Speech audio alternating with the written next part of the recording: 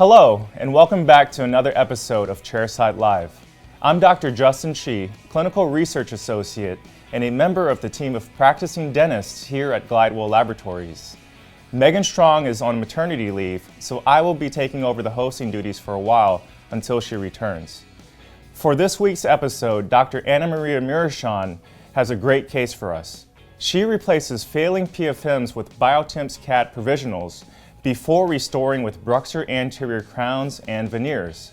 Follow along as Dr. Muresan explains the benefits of these digitally fabricated temporaries and how their aesthetics can be transferred to the final restorations.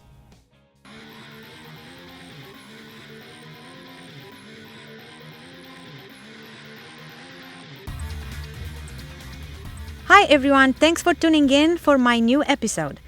Today I'm going to show you my most favorite step of an aesthetic treatment, the temporization step. After the clinical part, I will take you behind the scenes here at Glidewell Laboratories to show you how the CAD/CAM biotemps are fabricated. You will see the digital flow from the diagnostic wax-up all the way to the final restorations. Here is a 48-year-old male patient. He presented to me with an interest in discussing cosmetic treatment options in an effort to achieve better aesthetics and a healthier smile. Microleakage is clearly visible at the margins of this old PFM. These gross marginal deficiencies resulted in an extremely unpleasant restorations. We can observe the gingival recessions that took place and disrupted the surface smoothness, especially around tooth number 10, thus leaving it vulnerable for plaque accumulation. Treatment plan was discussed with the patient and the decision was made to remove all the defective restoration and restore the smile with BruxZir Anterior veneers on tooth number 4, 6, and 11, and full crowns on maxillary first molar, centrals, laterals, and left premolars. At the same appointment, maxillary and mandibular preliminary impressions were taken, along with the shade for the fabrication of the diagnostic cast and BioTemps CAD Provisionals.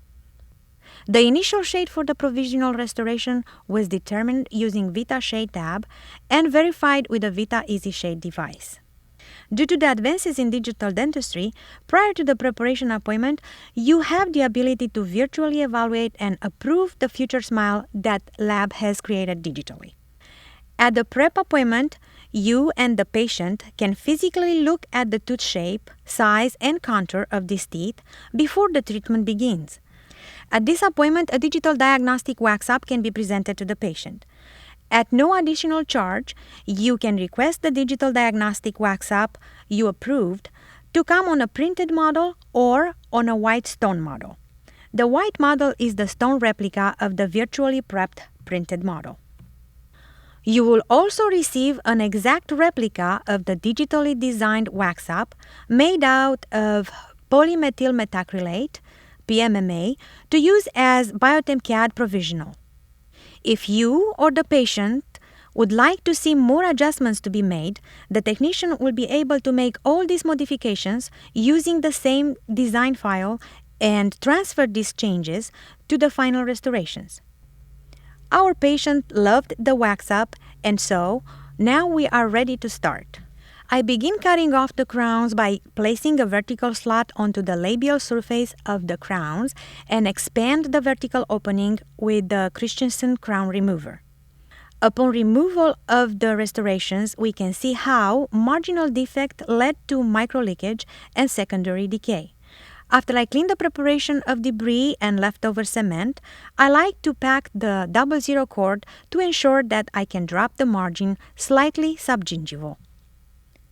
To create a chamfer finish line, I use a round-ended taper diamond burr. I tried keeping the tip of the burr halfway onto the tooth to avoid the lip formation, the unsupported lip of enamel formation. Here we can see how defective buildup and secondary caries are removed using a series of ceramic and carbide burrs. The remaining tooth structures was desensitized and cleaned with G5. A liner and a base will be applied. Then each of them will be cured. I use Dycal as a cavity liner, and I use Vitrabond resin modified glass ionomer as a base. Before using the build-up material, the preparations were etched with 35% phosphoric acid, rinsed, and then bonding material was applied and cured for 20 seconds. To rebuild the remaining tooth structure, I use Ticor Automix. It is a dual cure composite and comes in shades A2. It is a titanium reinforced composite, so the risk of me ditching into the buildup while finishing the prep is reduced because it preps just like the dentin. The leaking crown on the upper right molar was removed the same way, making a vertical cut using a zircon taper diamond burr. Due to the amount of marginal leakage, I got lucky here. The crown came easily using the hemostat. The leftover cement was removed and the tooth was re-prepped. The amalgam on the premolar was also removed, the remaining tooth structures rebuilt and repaired. Here I'm finishing the preparations of the upper left side, getting ready for final impressions. Here are the retraction cords and camper caps already in place before the final impression. To increase the accuracy and fit of the final restorations, on this case I asked the lab to provide me with digital custom impression trays. They were made from the scan models that originated from the preliminary impressions we took at the initial appointment. The 3 mm uniform thickness provided very good rigidity with no flexing and great adaptation. Full arch upper impression along with the bite and an opposing were sent to the lab for the fabrication of BruxZir Anterior restorations. Always have a pictures with the shade tab in place so the technician can compare the differences in chroma and value and make the necessary adjustments. Like my RDA Will Schmidt showed you in a previous episode, use a camera with micro lenses and ring flash to get a closer and a more detailed photo, without having the flash altering the shade. Note how the temps fit passively with no interferences. Most of the times with BioTemps CAD, you will not need the prep guide because they are designed on a virtual preps. They are uniformly hollowed and thin to allow them to fit over the preps with no resistance prior to relining. A separator medium is applied over the preps and relined with Laxatemps by my assistant. I want my patient's gingival tissue health around the margins and the papilla to be maintained while in temporaries. So here you can see Will getting rid of the reline excess material and opening the interproximal gingival embrasures to ensure no gingival recession or inflammation will occur during the provisionalization phase. After re-evaluating the smile, I determined that the height of contour and the incisal edge position of the right lateral needed some modification.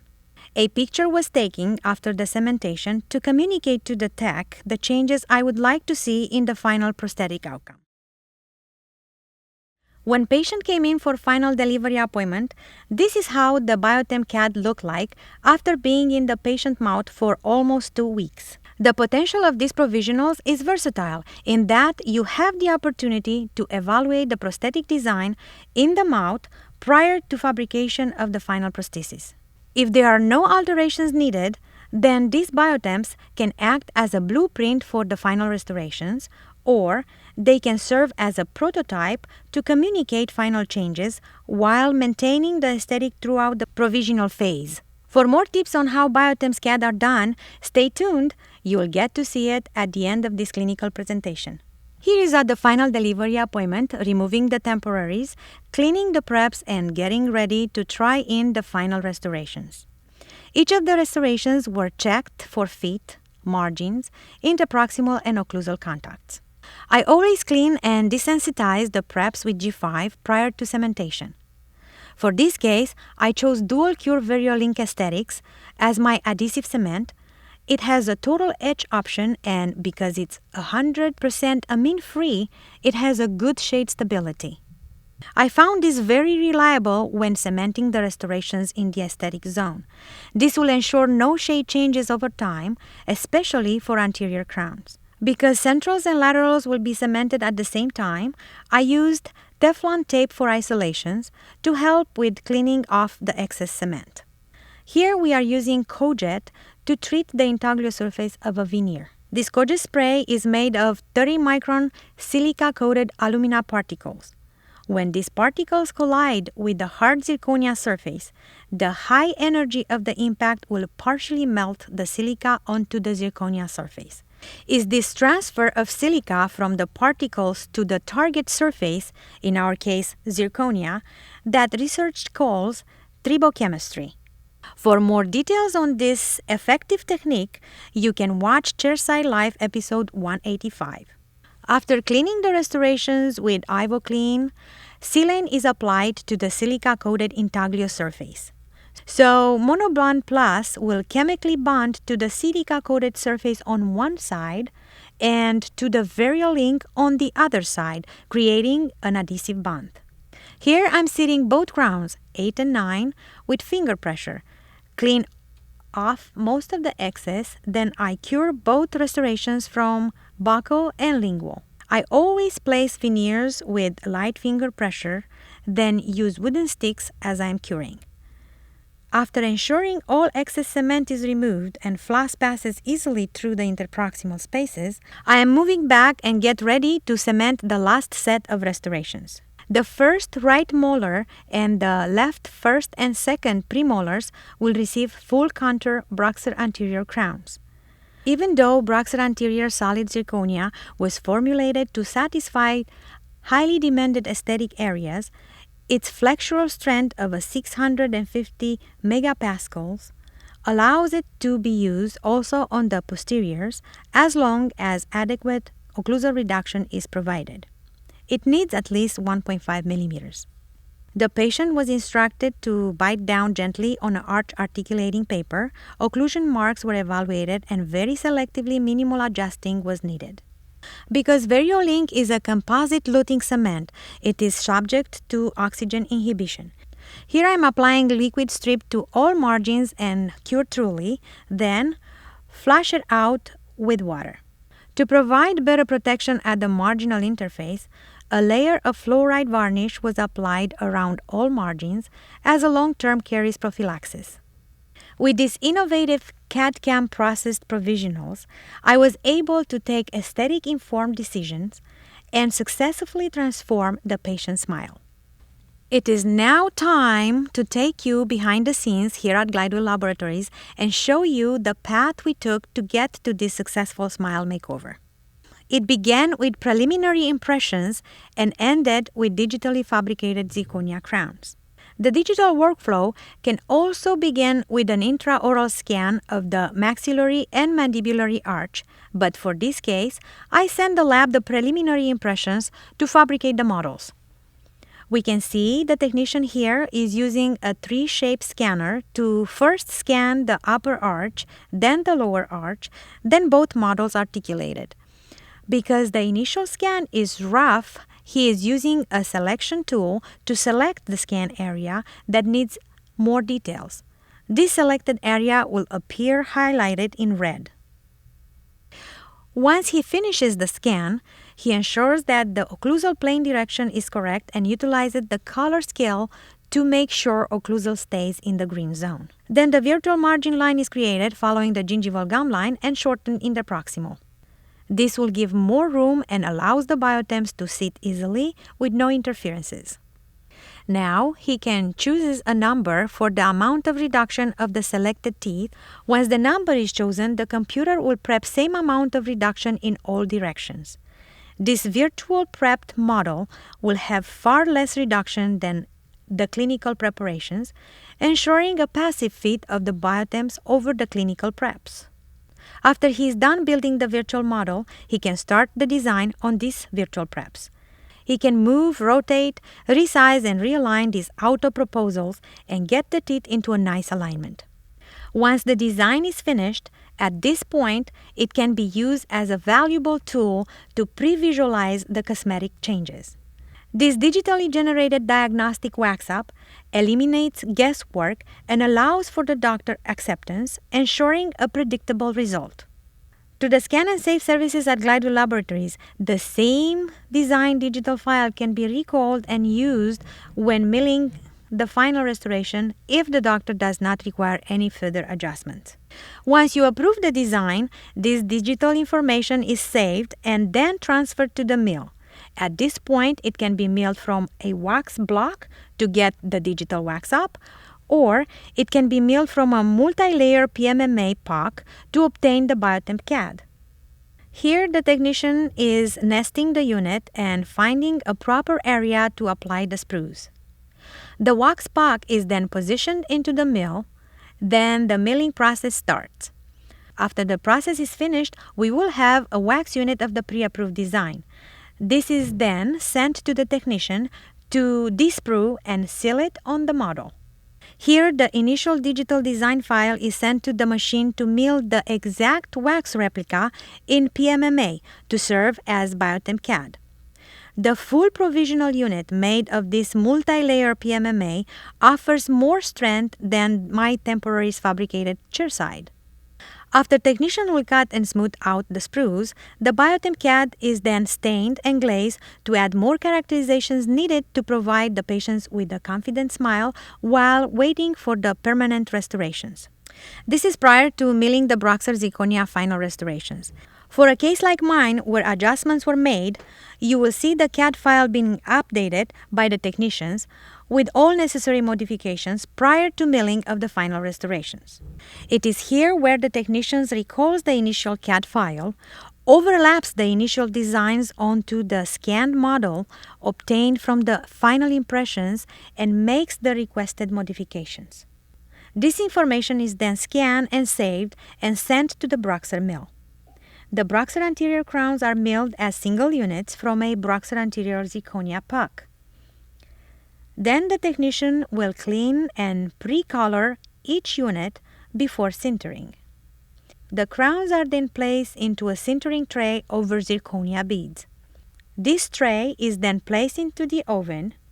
The tiny beads will protect the margin integrity of the crowns while they are shrinking during the sintering process. The aesthetic of these BruxZir Anterior crowns are enhanced by staining and glazing, which are then baked in the oven. The result of all these restorations was excellent, as you can see here, being evaluated by our very talented dental technician. To summarize here, you can see the final products of this digital flow: the wax unit, the PMMA unit, and the glazed BioTemps unit. You can request to receive the BioTemps as one unit or split it into separate pieces. You can see here the final crowns that can compete aesthetically with any all-ceramic material. In the mouth, they blend completely with the surrounding natural dentition. Thanks for watching! Thank you, Dr. Muresan. On behalf of everyone here at the lab, thanks for watching Chairside Live, and we'll see you back here next time.